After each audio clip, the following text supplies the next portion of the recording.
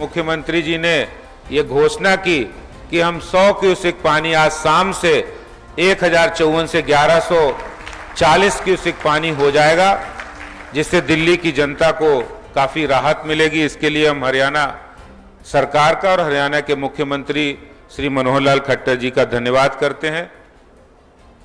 आज की इस कार्यकारिणी में हमारे बीच में उद्घाटनकर्ता के रूप में उपस्थित भारत सरकार के बहुत ही यशस्वी केंद्रीय स्वास्थ्य मंत्री, एक ऊर्जावान नेता के रूप में जब से आपने केंद्रीय स्वास्थ्य मंत्रालय का काम संभाला है, तब से स्वास्थ्य मंत्रालय और हमारे दिल्ली के और पूरे देश के अंदर स्वास्थ्य के अंदर एक आमूलचूल परिवर्तन हमें देखने को मिल रहा है। और उसका अगर श्रेय किसी को जाता है तो हमारे केंद्रीय स्वास्थ्य मंत्री आदरणीय मनसुख भाई मांडविया जी को जाता है, जिनकी कार्यकुशलता, जिनकी सक्रियता से आज हॉस्पिटल के अंदर कोई मरीज इंतजार नहीं कर सकता है, कोई भी डॉक्टर उसको देखने से मना नहीं कर सकता है। और एम्स जैसे जहां पर बहुत सारे वेटिंग होती थी, वहां पर भी ऑनलाइन एडमिशन हॉस्पिटल्स के अंदर हो रहे हैं। ये एक कार्यकुशलता आदरणीय मनसुख भाई मांडविया जी की है। हम उनका आज की इस दिल्ली प्रदेश की 2 दिवसीय कार्यकारिणी के दूसरे दिन के पहले उद्घाटन सत्र में उनका हार्दिक अभिनंदन और स्वागत करते हैं, और आप लोगों से भी ये उम्मीद करते हैं कि एक बार जोरदार तालियों के साथ हम उनका अभिनंदन करेंगे, वंदन करेंगे।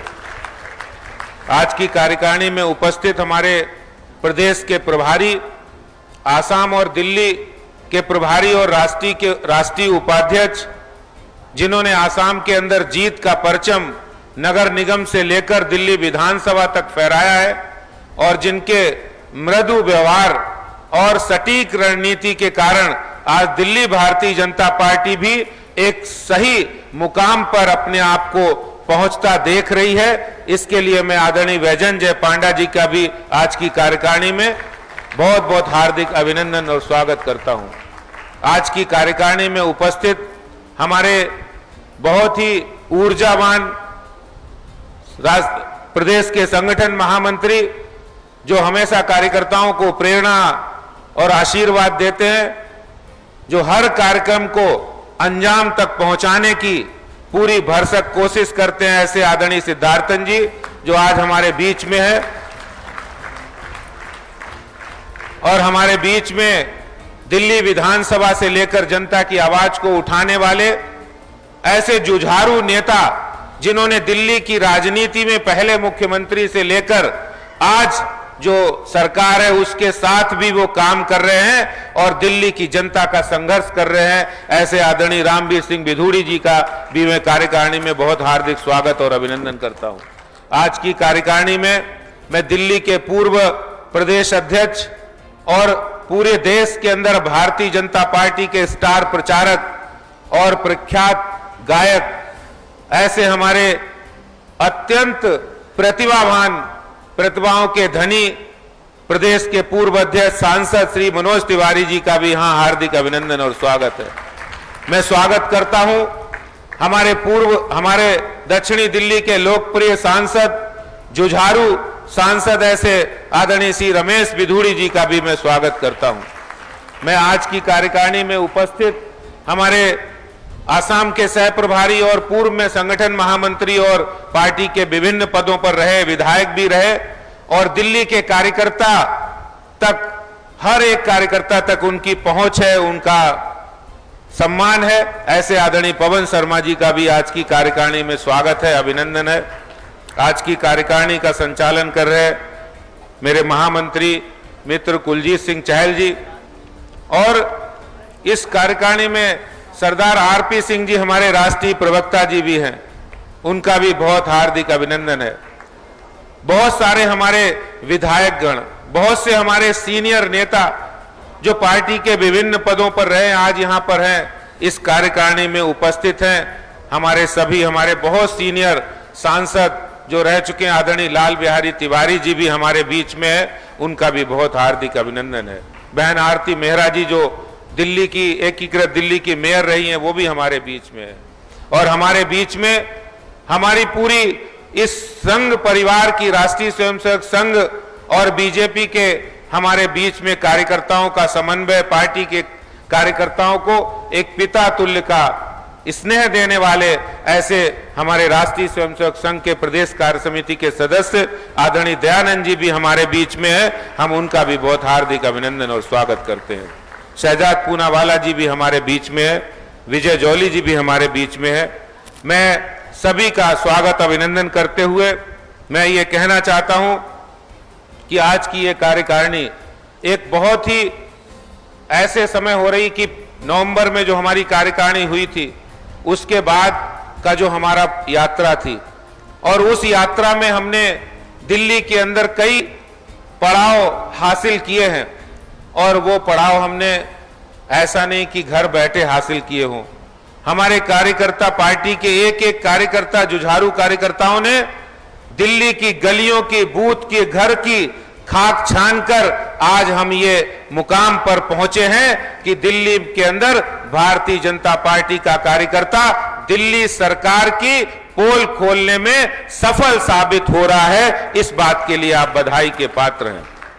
मैं आज की इस कार्यकारिणी का जो समय है वो ऐसा है कि हमारी देश के यशस्वी प्रधानमंत्री श्री नरेंद्र मोदी जी के नेतृत्व में चलने वाली सरकार के 8 वर्ष पूरे हो रहे हैं, और उस 8 वर्ष का उत्सव, 8 वर्ष का पब्लिक आउटरीच का कार्यक्रम हम लोग कर रहे हैं, जिसमें हम विभिन्न लाभार्थियों के साथ संवाद करना, हमारे पार्टी के कार्यकर्ता मोदी सरकार की उपलब्धियों को लेकर लोगों के साथ बात करना और उनको बताना। ये भी काम जहां हम एक तरफ कर रहे हैं, वहीं हम दिल्ली के अंदर प्रधानमंत्री नरेंद्र मोदी जी की सरकार के द्वारा किए गए उन कामों को भी हम बताने जा रहे हैं। ये कार्यकारिणी ऐसे समय हो रही है जब सेवा, सुशासन और गरीब कल्याण की जो मंत्र हमारे देश के प्रधानमंत्री श्री नरेंद्र मोदी जी ने दिया है, उस मंत्र को आगे बढ़ाने का काम और भारतीय जनता पार्टी के सिद्धांत, अंत्योदय के सिद्धांत को वास्तविक रूप में पूर्ण करने का जो हमने सपना संजोया था, उस सपने को संकल्प से सिद्धि की ओर ले जाते हुए इसको हम देख पा रहे हैं। हमें आज ये गर्व की अनुभूति हो रही है कि हम आज विश्व की सबसे बड़ी राजनीतिक दल बने हैं, और इसमें हमारे करोड़ों कार्यकर्ताओं का योगदान है।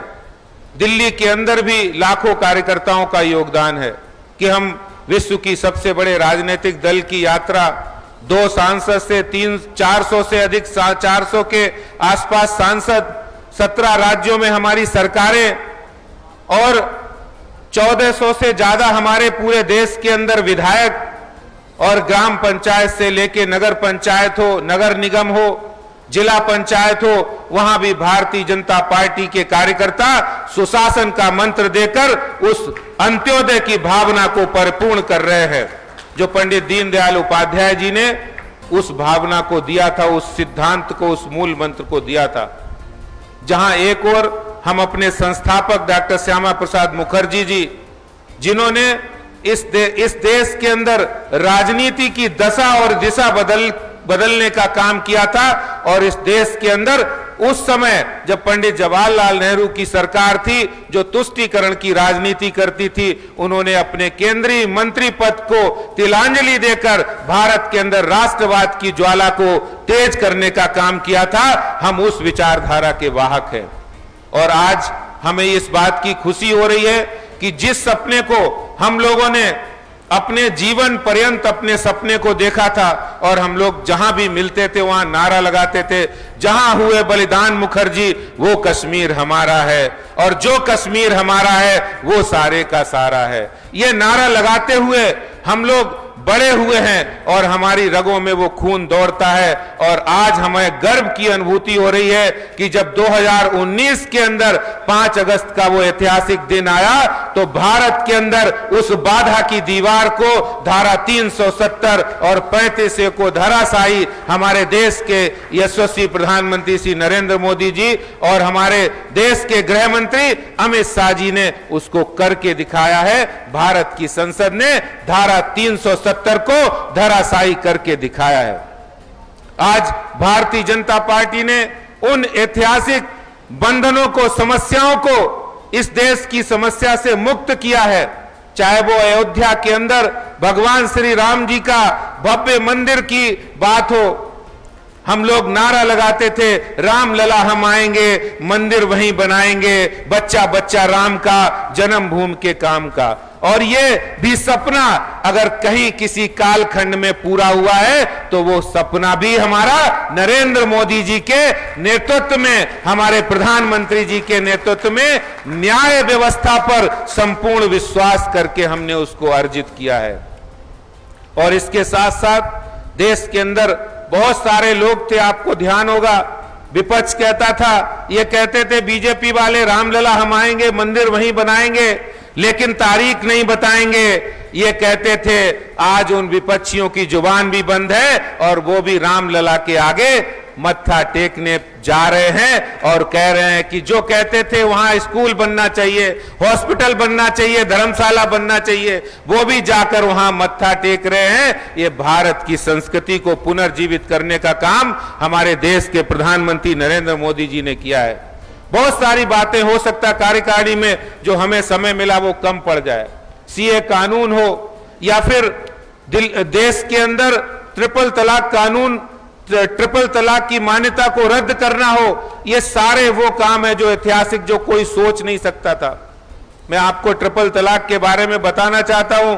जिस समय राजीव गांधी जी प्रधानमंत्री थे, 1984 के अंदर शाहबानो केस हुआ था, सुप्रीम कोर्ट ने शाहबानो के पक्ष में फैसला दिया था, लेकिन भारत के प्रधानमंत्री ने उस संसद को बंधक बना दिया और सुप्रीम कोर्ट के फैसले को संसद के अंदर पलट दिया और देश के अंदर एक बहुत सारे महिलाओं के वर्ग को निराश कर दिया जब उन्हें शाहबानो केस के अंदर पूरे निर्णय को बदलकर और वो पक्ष मुस्लिम कट्टरपंथियों के हाथ में सौंप दिया था।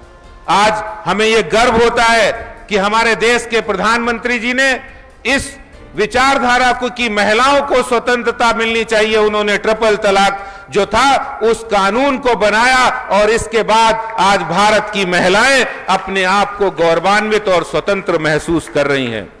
सिर्फ धार्मिक स्तर पर नहीं, सिर्फ ऐतिहासिक स्तर पर ही नहीं, बल्कि देश के अंदर ऐसे परिवर्तन हुए जो देश के आम व्यक्ति के जीवन में एक बहुत बड़ा परिवर्तन लाने वाले थे।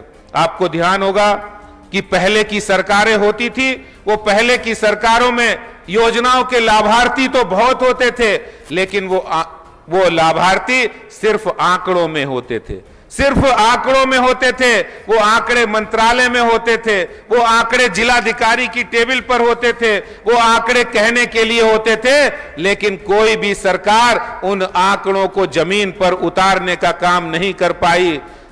देश के अंदर आजादी के 75वीं वर्षगांठ हम लोग मना रहे हैं, अमृत महोत्सव मना रहे हैं, जिसमें लगभग 60 साल कांग्रेस ने शासन किया इस देश के अंदर, लेकिन इस देश के अंदर से वो भ्रष्टाचार समाप्त नहीं कर पाए।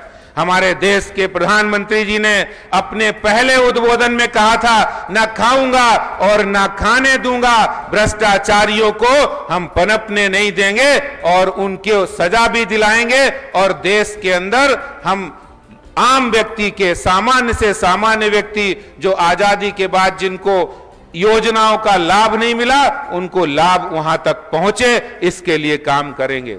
और इसके लिए बहुत सारी योजनाओं पर काम हुआ है। बहुत सारी योजनाएं शायद आजादी के बाद यह भी हम लोगों को पता है कि एक देश के अंदर ऐसे प्रधानमंत्री हुए जिन्होंने ये कहा था कि हम आपके पास 100 रुपया भेजते हैं और आप तक आते आते 15 रुपया रह जाता है। ये देश के प्रधानमंत्री जो कांग्रेस के बड़े नेता थे, राजीव गांधी जी, उन्होंने कहा था और आज हम ये कह सकते हैं, उस समय प्रधानमंत्री मजबूर थे, प्रधानमंत्री जी का बस नहीं था क्योंकि उनकी पार्टी के अंदर भ्रष्टाचार था। उस समय नौकरशाहों में भ्रष्टाचार था। कि वो पैसा चाहे वो फसल बीमा योजना का हो, चाहे बाढ़ राहत हो, चाहे सूखा राहत हो, देश के अंदर कोई आपदा आ जाए, किसी विधवा को पेंशन मिलनी हो, राशन देना हो, अनाज देना हो, कोई लाभ अगर किसी को देना हो तो वो पैसा 100 रुपया के बदले 15 रुपया तक ही पहुंचता था। 85% पैसा बिचौलियों के बीच में, कांग्रेस के भ्रष्ट नेताओं की जेबों में और अफसरों की जेबों में जाता था, जनता तक नहीं पहुंचता था। हमारे देश के प्रधानमंत्री जी ने एक बहुत बड़ा परिवर्तन जो आज देखने में आ रहा है, डायरेक्ट बेनिफिट ट्रांसफर के माध्यम से आज देश के अंदर भ्रष्टाचार समाप्त हो गया है, बिचौलिए नहीं बचे हैं। जब देश के हमारे प्रधानमंत्री जी 11 करोड़ से ज्यादा किसानों को 21,000 करोड़ रुपया जब उनके अकाउंट में एक क्लिक पर जाता है तो कोई बिचौलिया बीच में नहीं आता है। ये भ्रष्टाचार समाप्त करने की ओर एक बहुत बड़ा कदम उठाया है। और मैं आपको बताना चाहता हूं कि 1,70,000 करोड़ रुपया इससे बचा है। और उस 1,70,000 करोड़ से क्या हुआ है? उस 1,70,000 करोड़ से प्रधानमंत्री आयुष्मान योजना हुई है। वो जो भ्रष्टाचार में पैसा चला जाता, पीएम आवास योजना, प्रधानमंत्री आवास योजना के माध्यम से 3 करोड़ लोगों को घर मिले हैं। प्रधानमंत्री स्वनिधि योजना, जिसमें रेहड़ी पटरी वाला जो हमारे शहर में आता है, जब वो आता है तो सूदखोर से ब्याज पर पैसे लेकर अपना काम धंधा रेहड़ी पटरी लगाता था।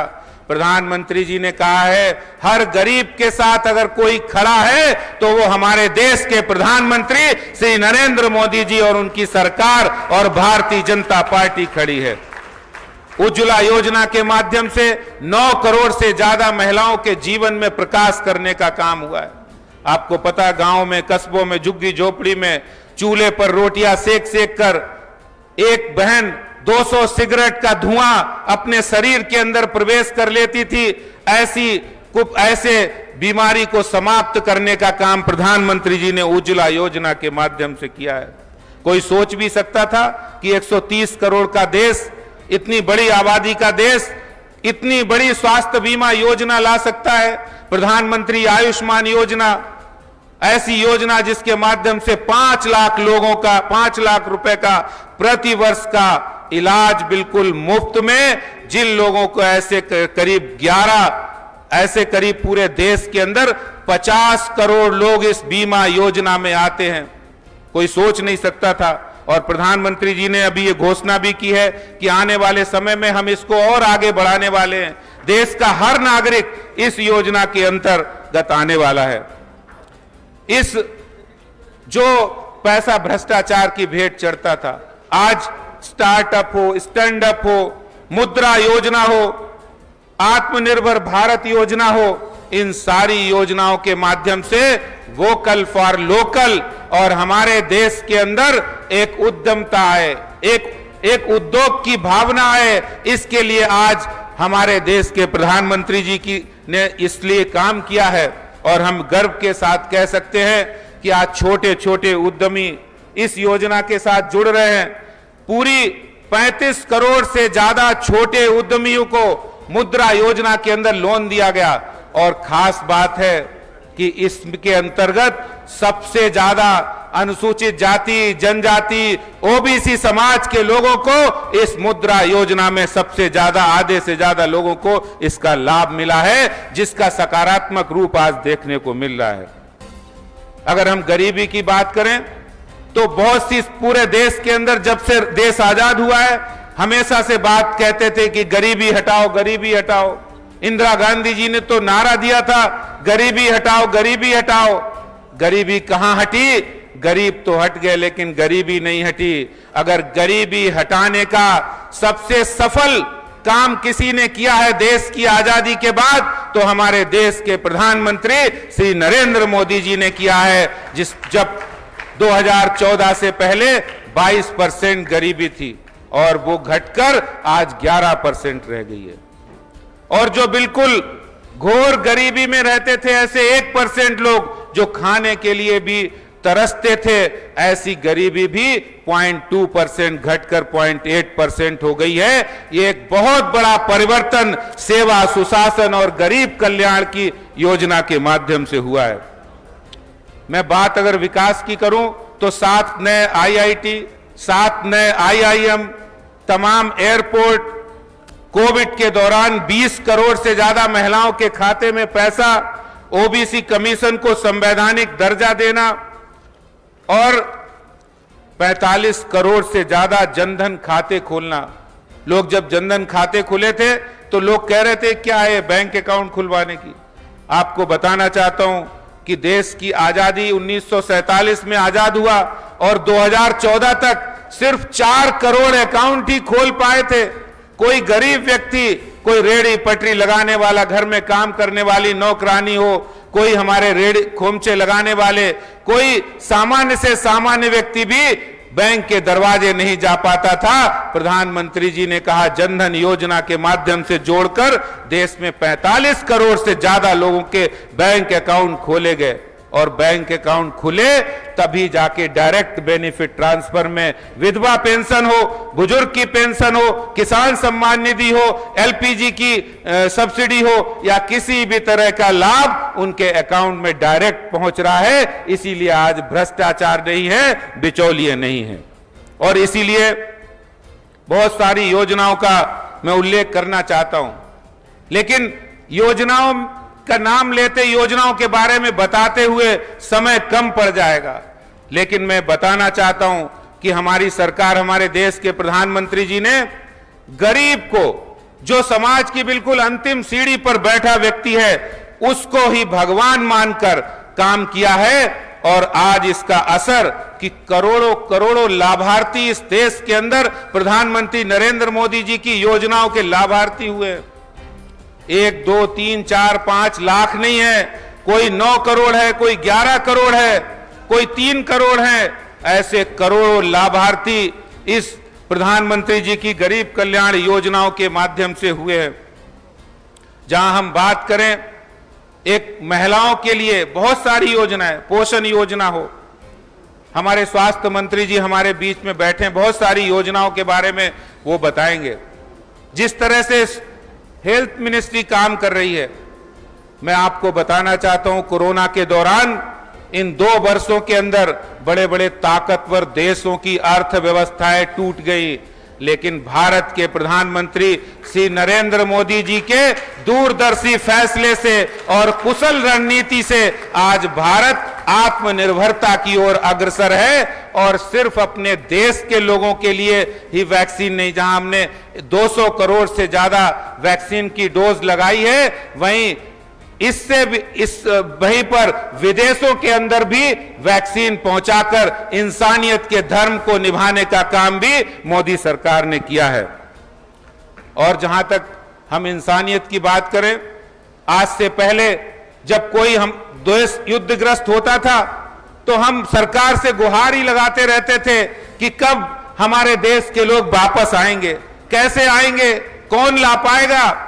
लेकिन आज हम भारत के यशस्वी प्रधानमंत्री जी का इस प्रदेश की कार्यकारिणी में हार्दिक स्वागत, अभिनंदन करना चाहता हूं कि उन्होंने इस देश का गौरव बढ़ाया है। जब 23,000 से अधिक छात्र यूक्रेन के युद्ध में फंसे हुए थे, उनको भारत में वापस लाने का काम किया है, भारत के तिरंगे का अभिमान और स्वाभिमान बढ़ाने का काम किया। और यही नहीं, पाकिस्तान, अमेरिका, यूरोप, किसी भी देश के नागरिक छात्र अगर तिरंगा पकड़ लेते थे तो यूक्रेन से उनकी वापसी सुनिश्चित हो जाती थी। ये भारत का गौरव और मान बढ़ाने का काम हमारे देश की प्रधानमंत्री नरेंद्र मोदी जी की सरकार ने किया है। बहुत सारी समस्याएं हैं। मैं बताना चाहता हूं कि जिस तरह से नदियों की परियोजना को, नमामि गंगे परियोजना के बारे में आपने सुना होगा कि लगभग 30,853 करोड़ रुपया उस परियोजना के लिए सैंक्शन किए हैं भारत सरकार ने। लेकिन दिल्ली के बारे में मैं बताना चाहता हूं, जो दिल्ली सरकार पिछले 7 वर्षों से ये कहती हुई आई है कि यमुना की सफाई हम कर देंगे, और करके हर बार वो कहां चले जाते थे पता नहीं लगता था। हमारे केंद्रीय मंत्री जी बैठे, नेता विपक्ष जी भी है। हम लोग जानते हैं कि लगातार यमुना सफाई पर हम लोग बहस करते रहे और इन्होंने कहा कि हम यमुना सफाई कर दें। 2013 में कहा, 14 में कहा, 15 में कहा, 17 में कहा, 19 में कहा, 20 में कहा और 7वीं बार फिर 21 में कहा कि हर दिल्ली के नागरिक को हम यमुना में डुबकी लगा देंगे। लेकिन काम कुछ नहीं करना और हाथ खड़े कर दिए केंद्र सरकार की तरफ ओर से कि हम नहीं कर सकते। आपको पता है दिल्ली के अंदर 350 लाख करोड़ लीटर पानी प्रतिदिन गंदा पानी दिल्ली की यमुना नदी में आता है। वो सीवरेज का पानी है, वो फैक्ट्री का पानी है गंदा, लेकिन उस पानी को रोक पाने में, उसको साफ करके यमुना में डालने में दिल्ली सरकार नाकाम रही है। प्रधानमंत्री नरेंद्र मोदी जी ने दिल्ली वासियों का और यमुना का दर्द समझा है। जो यमुना दिल्ली के लिए वरदान साबित हुई, वही दिल्ली सरकार यमुना के लिए अभिशाप बन गई और दिल्ली को साफ करने का कोई प्रयत्न नहीं किया। हमारे प्रधानमंत्री जी ने इस बात को समझकर 2,500 करोड़ रुपया यमुना की सफाई के लिए दिया है और जिसके अंतर्गत ओखला के अंदर एशिया का सबसे बड़ा एसटीपी प्लांट, जिसमें 70 करोड़ लीटर पानी साफ होना इस साल के दिसंबर तक शुरू हो जाएगा और आने वाले समय के अंदर 1 साल के अंदर यमुना के पानी के अंदर गुणात्मक परिवर्तन भारत के प्रधानमंत्री नरेंद्र मोदी जी की सरकार जल शक्ति मंत्रालय के माध्यम से आज ये होने जा रहा है। ये कार्यकारिणी के माध्यम से हम प्रधानमंत्री नरेंद्र मोदी जी को इस बात के लिए बहुत बहुत धन्यवाद और आभार भी करना चाहते हैं। लेकिन इससे हमारा कोई संघर्ष कम नहीं होता है। यमुना सफाई पर जो नाकाम वादे, झूठे वादे दिल्ली सरकार ने किए हैं, मैं आपको बताना चाहता हूं कि आप सब कार्यकर्ताओं के, हमारे देश दिल्ली के जुझारू कार्यकर्ताओं के जुझारूपन की वजह से हम पोल खोल आंदोलन के अंदर अभियान में ये बात साबित करने में सफल साबित हुए हैं कि दिल्ली सरकार ने जो वादे किए थे उन वादों पर वो पूरी खरी नहीं उतरी है। उसने जनता के साथ झूठे वादे किए हैं, विश्वासघात किया है, वो चाहे रोजगार का मुद्दा हो। कहा था हम 12 लाख रोजगार देंगे। केजरीवाल जी रोज कहते थे प्रेस कॉन्फ्रेंस में, आज तक के इंटरव्यू पे, कि हमने दिल्ली में 12 लाख लोगों को रोजगार दिए और जब हमने आरटीआई लगाई तो उसका जवाब आ गया 440 सिर्फ रोजगार दिए। माननीय मंत्री जी बैठे हैं, मैं बताना चाहता हूं, हमने आरटीआई का जवाब लगाया तो 440 रोजगारी दिए लोगों को। दिल्ली के मुख्यमंत्री ने सरेआम अनाउंस किया हमारी सरकार आएगी तो हम नए शराब के ठेके नहीं खोलेंगे। हम मोहल्ला के अंदर अगर कोई शराब का ठेका खुलेगा तो पहले महिला संगठन से, पहले आरडब्ल्यूए से हम राय मशवरा करेंगे, नहीं खोलेंगे। लेकिन वो अपने वादे को पलटते हुए सिर्फ पैसों के लालच में दिल्ली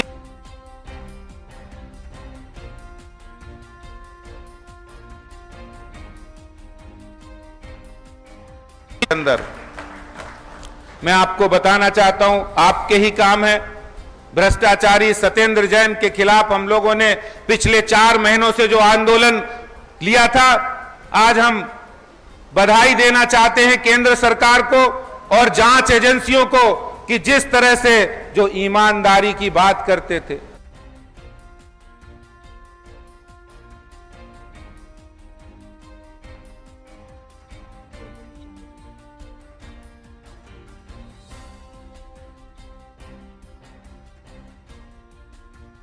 जो ये कहते थे हम तो आम आदमी हैं, हम ना गाड़ी लेंगे नवाब है। केजरीवाल जी आपके पास जब आपके खासम खास सहयोगी 16 करोड़ 39 लाख रुपए के ब्लैक मनी लॉन्ड्रिंग केस के अंदर जेल की सलाखों पर है, तब आपकी नैतिकता कहां चली गई? पहले तो आप ये कहते थे हमारे कार्यकर्ता, हमारे नेता की कोई वीडियो ऑडियो भी ले आएगा तो हम उसको देर नहीं लगाएंगे, तुरंत अपनी पार्टी से इस्तीफा बर्खास्त करेंगे। आज आपकी नैतिकता कहां चली गई, जब आप मुंह बांध कर बैठे हैं और भ्रष्टाचारी सत्येंद्र जैन जेल में है और आपने उनको बर्खास्त तक नहीं किया है। भारतीय जनता पार्टी की कार्यकारिणी मांग करती है कि सत्येंद्र जैन को तुरंत अविलंब अपने मंत्रिमंडल से बर्खास्त करिए और अपनी ईमानदारी का सबूत दीजिए अगर आप ईमानदार हैं। एक तरफ तो आप दिखावे के लिए एक वीडियो आ जाता है तो एक मंत्री को पंजाब में बर्खास्त करते हो, दिल्ली में भी बर्खास्त किया था, लेकिन दिल्ली में आपके खासम खास हैं, आपके कोटरी के हैं, आपके सिपह सलार हैं, इसलिए बहुत सारे राज भी उनके पास आपके हैं, शायद इसलिए आप नहीं कर पा रहे हो। एक आंदोलन नहीं, इस नवंबर में जो कार्यकारिणी हुई थी और आज हम 12 जून को हैं, इतने दिनों के अंदर भारतीय जनता पार्टी का एक एक कार्यकर्ता चुप नहीं बैठा है। माननीय मांडविया जी, मैं आपको बताना चाहता हूं, हमारे प्रभारी जी हैं, कि एक एक कार्यकर्ता ने दिल्ली सरकार की, दिल्ली की आम आदमी पार्टी सरकार के हर एक नाकामी को सड़कों पर जाकर संघर्ष किया हो, चाहे वो पानी का आंदोलन हो। जल बोर्ड को केजरीवाल सरकार ने बर्बाद करके रख दिया है। आपको पता होगा 57,000 करोड़ रुपया जल बोर्ड को उन्होंने दिया है, जिसका कोई हिसाब किताब नहीं। बोले खाता ना बही, जो केजरीवाल कहें वही सही। ये सिद्धांत केजरीवाल सरकार का है। और जब 22 पत्र सीएजी ने लिखे कि भाई आप हिसाब दो, उन्होंने कहा अरे कोई 50,000 1 लाख रुपए भी जब लोन लेता है तो उसका भी हिसाब किताब देना पड़ता है। आपने तो 1, 2, 3, 4, 10 करोड़ नहीं, 57,000 करोड़ जल बोर्ड में लगाए हैं। उससे क्या हुआ है, कहां वो पैसा चला गया है, किसकी जेब में गया है, कहां खर्चा हुआ है, ये बताना पड़ेगा। ये आपका पैसा नहीं है, ये आपके बाप का भी पैसा नहीं है, ये दिल्ली की जनता की टैक्स की गाड़ी कमाई का पैसा है, इसका तो हिसाब देना ही पड़ेगा। और पानी की बात हो, डीटीसी बसों की बात हो, अभी जब डीटीसी की बसें लगातार एक महीने के अंदर 7 बसें जल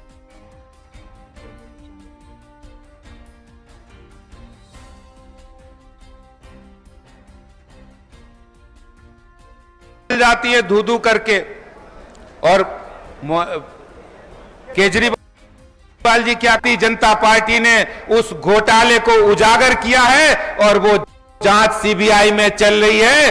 कुछ ही दिन बचे हैं जब केजरीवाल के इस नए घोटाले के बारे में जो हजारों करोड़ रुपए है उसके बारे में भी जनता को पता लगेगा कि इन्होंने बसों की खरीद में भी घोटाला किया। अरे खरीद तो छोड़ो, पुरानी बसों के मेंटेनेंस में 500 करोड़ रुपए का घोटाला। जो बसों की एज चली गई, एक बस की जो औसत उम्र होती है, उस उम्र सीमा को पार करने के बाद 500 करोड़ रुपए, 50 लाख रुपए प्रति बस का जो इन्होंने कॉन्ट्रैक्ट मेंटेनेंस का दिया है, वो बसें भी काम नहीं कर पा रही हैं। 6,300 बसें थी जो घटकर 3,700 रह गई है। उनमें भी 95% बसें कंडम हैं, जर्जर हैं, उनका मेंटेनेंस 500 करोड़ में केजरीवाल सरकार ने किया है।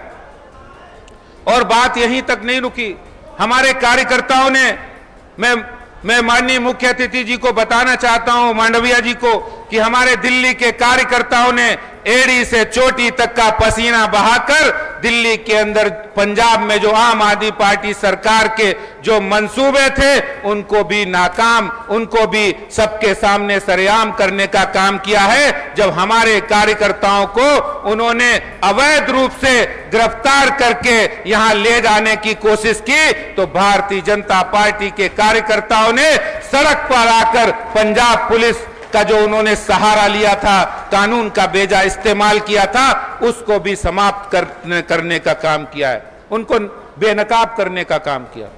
अरे केजरीवाल जी, आपको इस बात से क्या दर्द है जब आप चुनाव से पहले कहते हो कि हम गुरु ग्रंथ साहब की बेअदबी करने वालों को सजा देंगे। हमारे तेजेंद्र पाल सिंह बग्गा जो गुरु ग्रंथ साहब की बेअदबी करने वालों की सजा दिलाएंगे, इस बात का वीडियो वो केजरीवाल का डालते, क्या इसकी सजा आप देकर उनको पंजाब पुलिस उनके घर भेजी थी, भारतीय जनता पार्टी और दूसरे दलों के नेताओं के पास भेजी थी? आप समझिए, केजरीवाल पंजाब पुलिस की ताकत के आगे, पंजाब पुलिस की गुंडागर्दी के आगे भारतीय जनता पार्टी का कार्यकर्ता झुकने वाला नहीं है। हम ईंट का जवाब पत्थर से देना जानते हैं। और यहीं तक नहीं रुकी, दिल्ली के अंदर हो, हरियाणा में हो, पंजाब में हो, दंगाइयों का साथ इस देश के अंदर कांग्रेस के बाद अगर किसी पार्टी का है तो वो आम आदमी पार्टी का है, जिसको बेनकाब करने का काम जहांगीरपुरी की हिंसा के बाद भारतीय जनता पार्टी के कार्यकर्ताओं ने सड़कों पर आकर दिया है। और मैं आज इस कार्यकारिणी के माध्यम से कहना चाहता हूं, दिल्ली के कोटि कोटि कार्यकर्ताओं को मैं धन्यवाद करना चाहता हूं कि ये जो लड़ाई का जुनून और आपका जज्बा निश्चित रूप से कोई निर्णायक संघर्ष, निर्णायक मोड़ लाएगा और हमें सफलता मिलेगी कि इस राजेंद्र नगर विधानसभा के उपचुनाव के अंदर भी हमें विजय हासिल करके इस मिथक को तोड़ने का काम करेंगे। मैं अंत में कार्यकारिणी के माध्यम से पूरे दिल्ली के कार्यकर्ताओं को ये कहना चाहता हूं, लोग कहते हैं कि ये एक सीट से क्या होगा।